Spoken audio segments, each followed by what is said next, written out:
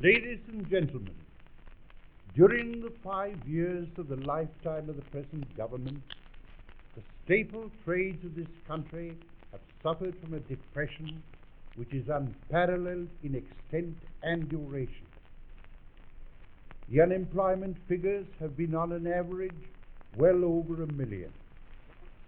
The government have not only failed to help the nation out of its grave plight, but their measures have actually aggravated it. The foolish debt settlement with America, the precipitate and unwise handling of the gold standard, which hit our export trade so hard and was directly responsible for the disastrous coal stoppage of 1926.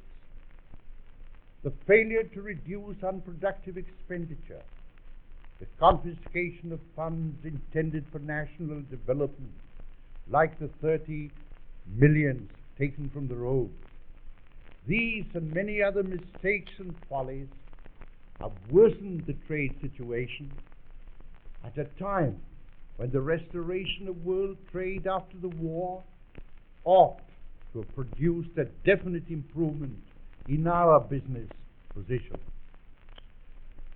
The derating mess with which they've crowned and climaxed a career of muddles is a fair example of their business methods. Heavy taxation is imposed on all motor transport, ostensibly in order to lighten the burden of rates where it bears heavily on industry. How has this idea been carried out by this business-like government? Industries which reckon their profits in millions are relieved of 3/4 of their rates, but the struggling tradesman, to whom the heavy rates mean a real anxiety, gets nothing. The brewers, whose profits have since before the war risen from £9.5 million a year to £25 million, will be given a cheque for £400,000 to help them pay their rates. The only effect of the recent budget is to further endow these favourites of Tory fortune.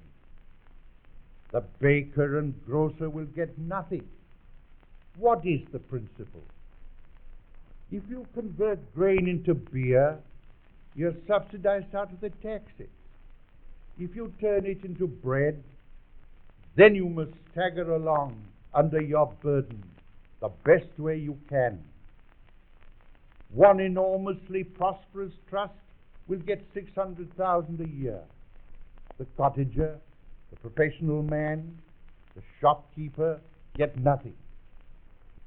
This iniquitous method of dispensing the bounty of the state is enough to condemn this government. They're not deliberately unjust, they're simply muddlers. The Liberal Party have devoted these years of opposition to working out the best plans for extricating the nation out of its troubles. They have called together the ablest economic thinkers in the land and have consulted experienced businessmen, industrialists, financiers, agriculturists, mine workers, and experts in every branch of industry. Our plans are not mere paper plans.